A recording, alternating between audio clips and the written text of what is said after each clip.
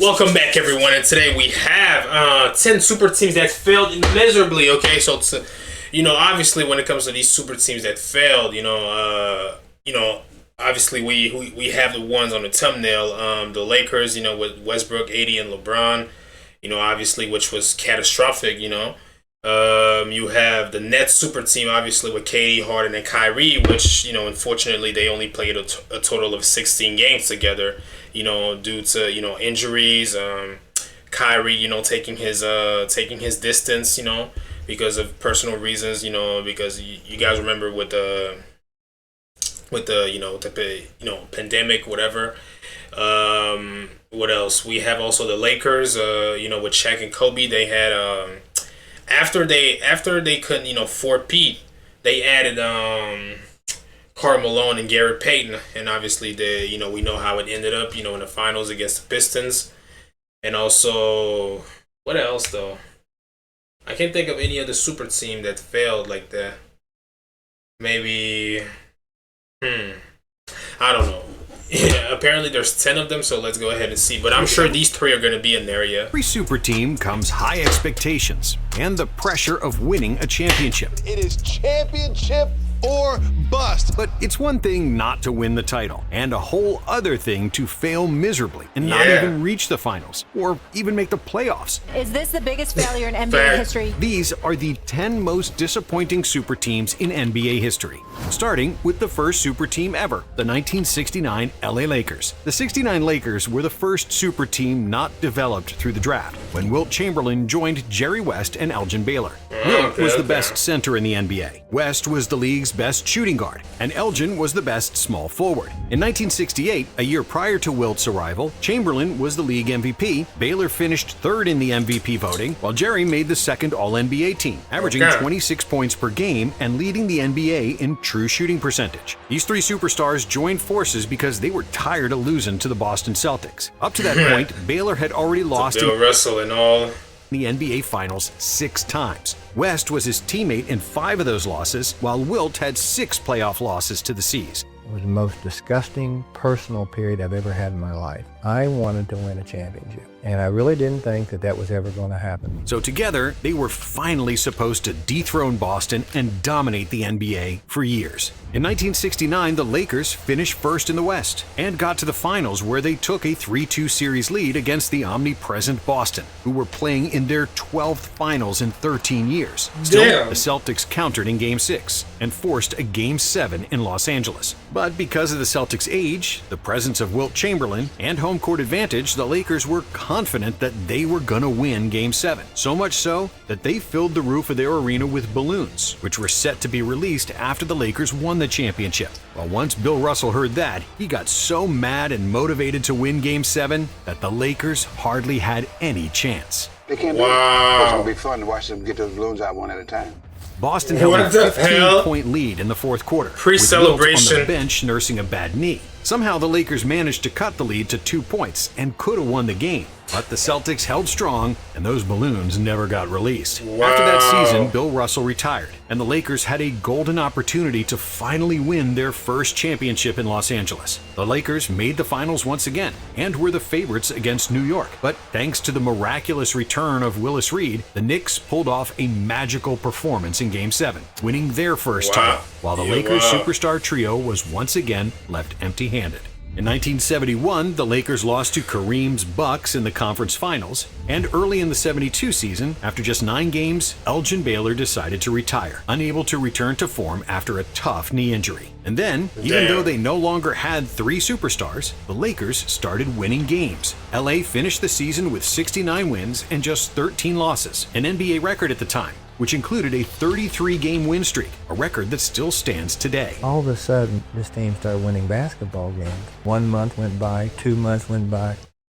All of a sudden, this team started winning basketball games. 1 month went by, 2 months went by. When you get to 17, 18, 19 wins, now people are saying like, wow, can they ever lose? LA would go on to win the title against the Knicks, with Chamberlain winning the finals MVP. The Lakers had won the NBA championship. And even though Wilt and Jerry West eventually got the job done, the original super team with Baylor failed to win the title, which is why they had to be on this list. But this wasn't the only Lakers super so sometimes less superstars is actually better.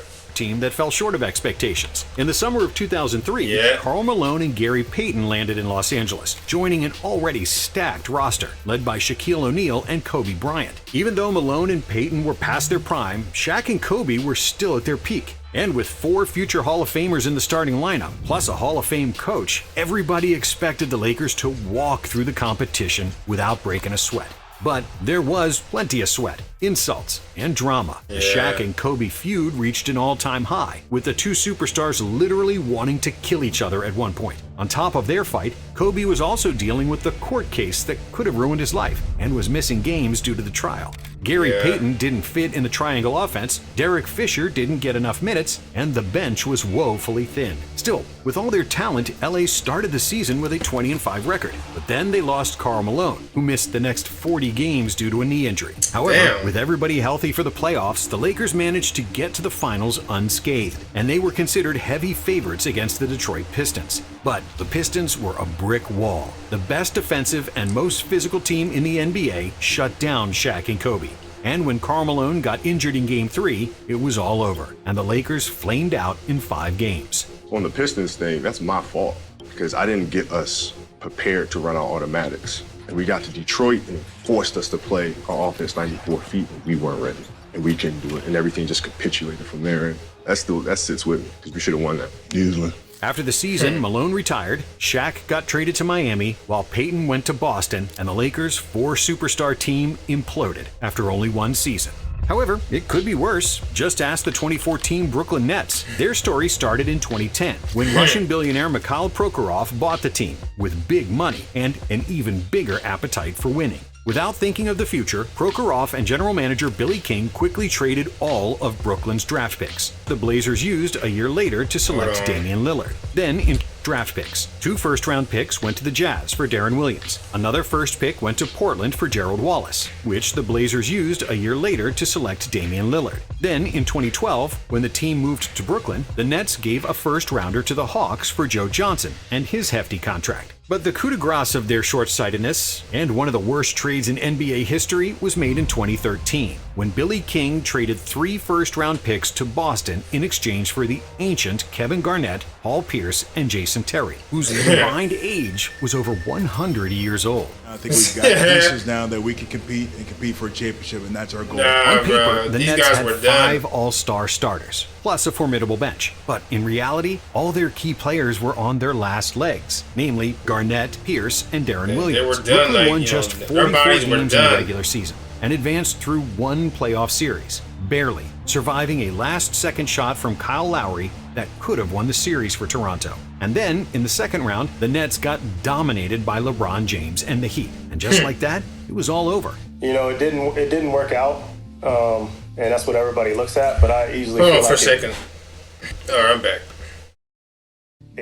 It could have worked out just the same. Pierce left for nothing in free agency. KG lasted for a half season more, while Deron Williams and Joe Johnson left after the 2015 season. Just 2 years after they assembled their super team, the Nets were left in shambles, with no stars and no draft picks. And just 8 years later, like they were Britney Spears because, oops, they did it again, just after they recovered from the Billy King fiasco and made the playoffs in 2019, the Nets acquired Kyrie Irving and Kevin Durant in free agency. And immediately became a contender. Okay, not immediately, because KD missed the entire 2020 season due to an Achilles injury he sustained in the 2019 finals. But when he got healthy for the 2021 season, Durant was arguably even better than before. And so was Kyrie, who had the best shooting season of his career, joining the prestigious 50-40-90 club. And you know what's better than 2 superstars? 3. Even though the Nets had 2 juggernauts and a deep roster around them, they decided to sacrifice that depth for a 3rd star, trading for James Harden mid-season. We didn't think we could beat the Nets in full power. That was a team that we thought we might not be able to get past for 3 or 4 years. And despite the naysayers doubting that the 3 greatest ISO scorers in basketball could function as a team, somehow the new Brooklyn Big Three made it work. With Harden on board, the Nets could constantly play with at least one superstar on the floor, and were absolutely unstoppable when all 3 played together, scoring 120 points per 100 possessions, which at the time was the greatest offense in NBA history. But the joyride lasted for only 16 games. Harden's hamstring and Irving's ankle injury reduced the Nets to just one superstar, and in the second round against the Bucks, it wasn't enough. Durant's buzzer beater that should have sent the Nets to the conference finals was a 2 rather than a 3, because KD's toes were on the line. And in the overtime of Game 7, Brooklyn had no gas left in the tank, and they lost. So, we get ready for next year. But they were still the title favorites coming into the 2022 season, which went wrong for so many reasons, which had little to do with basketball. Due to his reluctance to get vaccinated, Irving wasn't allowed to play during another pandemic season, which led to Harden publicly demanding a trade and getting shipped to Philadelphia mid-season. When Kyrie returned, the Nets had a depleted roster, and Brooklyn got swept in the first round of the playoffs. The writing was already on the wall. And by the end of the 2023 season, both Kyrie and Durant were out of Brooklyn, and the Nets hit rock bottom yet again. It was a lot of ups and downs, but I loved the grind. Everybody in Brooklyn loved the grind too, so I built a family over there. That was just crazy, man. It will always be a part of my journey. We didn't accomplish what we wanted to accomplish as far as winning the championship, just like I told him, but I enjoy the grind. And everybody there, we tried our hardest every day, regardless of what was going on in the media, what was going on with our teammates. And even though he's usually the first person to criticize super teams, Charles Barkley was once a part of one, and it didn't end well. I would never join a super team, ever. In 1996, Barkley joined the Houston Rockets, who already had Hakeem Olajuwon and Clyde Drexler. All 3 future Hall of Famers had already celebrated their 33rd birthday and were on the back ends of their prime. However, they still had enough juice left for one last hurrah. At least it looked that way when the Rockets got past the Timberwolves and the Supersonics in the first 2 rounds of the 1997 playoffs. But then they faced the Utah Jazz in the conference finals, in a tough, physical, and very even series. The series went all the way to Game 7, where Houston had a chance to win, but John Stockton hit a buzzer-beating 3 that sent the Jazz to the finals. John Stockton sends the Utah Jazz to the NBA Finals! In 1998, Charles Barkley got hurt, and the Jazz defeated the Rockets once again. After that season, Drexler retired, and his replacement was the most accomplished sidekick in the league, Scottie Pippen. We got a nice nucleus, but we need a star to push us to that next level. You know, a guy like a Scottie Pippen is the perfect guy. Pip wanted to prove that he could win without Jordan, and he wanted to be the man on a team with Hakeem and Sir Charles. That didn't sit too well with Chuck, who openly beefed with Pippen, derailing the team's chemistry from the start. With Barkley and Olajuwon now past the age of 35, everything needed to go right for Houston to win. But nothing went right, and the Rockets lost in the first round of the playoffs again, thus ending their title hopes. We were a little bit older. I thought I was joining a super team to some degree, but it just didn't work out. And in more recent years, a super team was assembled that had a reigning NBA MVP, a perennial all-star who was one of the best. This is weird, because then Carmelo Anthony gets shipped out, not too long into the season, best defensive wings in the league, plus a generational scorer who had nearly reached 30,000 points in his career. Jason Sidney Brown know that when pain strikes, sometimes it takes ass, bro. Advil plus acetaminophen combines 2 trusted ingredients for fast pain relief. Advil plus acetaminophen tackle your tough pain 2 ways. The 2018 OKC Thunder was stacked, and apart from their big 3 of Russell Westbrook, Paul George, and Carmelo Anthony, they also had a rock-solid center in Steven Adams and excellent wing stoppers in Andre Robertson and Jeremy Grant. Westbrook and George were in their prime and were easily in the top 10 players in the league, while Carmelo was still only 33, 1 year removed from his last All-Star game. But something never clicked with that team. They won only 48 games in the regular season, 2 losses away from missing the playoffs entirely.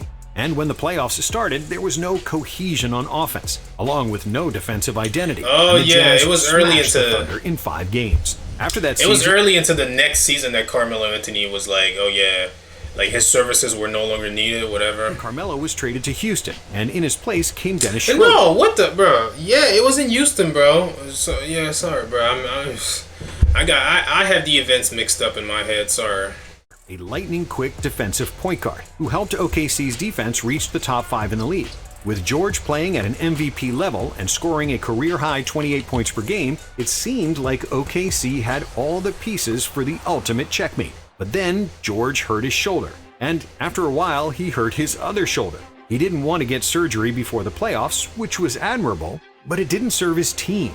Even though PG still averaged 28 points per game in their series against Portland, he didn't shoot the ball well. And Westbrook, who had 2 healthy shoulders, shot even worse. And the Blazers knocked them out of the playoffs in 5 games, with this series-ending buzzer beater. Lillard, long-range 3, and it's good at the buzzer! Bye-bye! After the season, Russ got traded to Houston, and George was traded to the Clippers for Shai Gilgeous-Alexander, which turned out to be a blessing in disguise. Yeah. OKC is currently the best team in the NBA, and is positioned to stay there for years to come, thanks to that George trade, who never really delivered for the Clippers. PG came to LA in a package deal with Kawhi Leonard, and together these two were every GM's dream. 2 big mobile they defenders. really thought they were gonna. Bro, people were actually making the argument that these two were gonna beat LeBron and AD's Lakers so bad that they were the team in LA, but whatever, man. Who could create and hit shots, and also share the ball. It was supposed to be a perfect pairing, especially because they also came with a well-oiled team with plenty of quality players, namely Pat Beverly, Ivica Zubac, Lou Williams, and Montrezl Harrell, who had won 6th Man of the Year.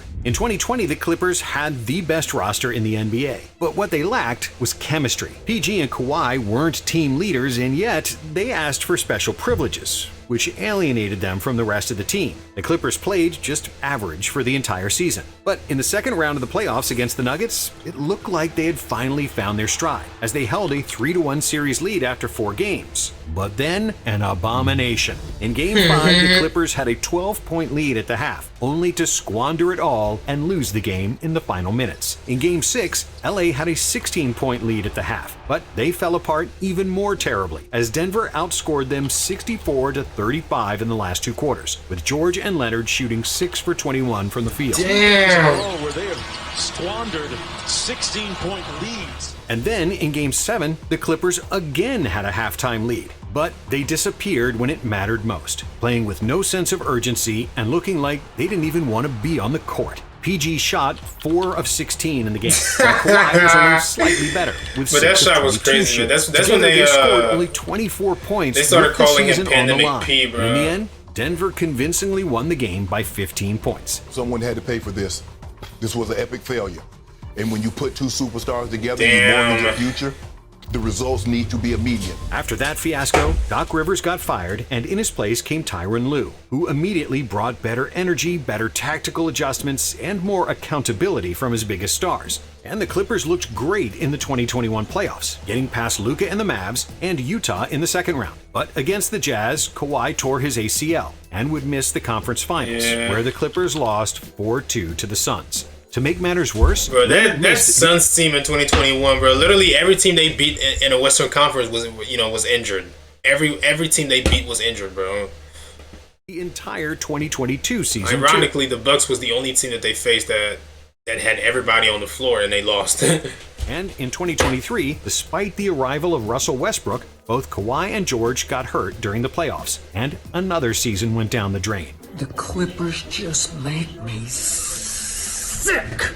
In 2024, the Clippers also added James Harden, and now they had 4 superstars on their team, and were easily the deepest team in the league. But once again, Kawhi couldn't stay healthy for the playoffs, and the Clippers lost in the first round, after which Westbrook and George left the team. And by now, you may be noticing a trend of certain names and teams popping up on this list more than once. Well, buckle up, because next we have Russell Westbrook's nightmare stint with the LA Lakers. Oh my the God. Lakers are the best team in the West. The reality is that was such a nightmare. I did a video on this, literally a few days ago about how bad Russell Westbrook was on the Lakers, bro. It was a nightmare, bro.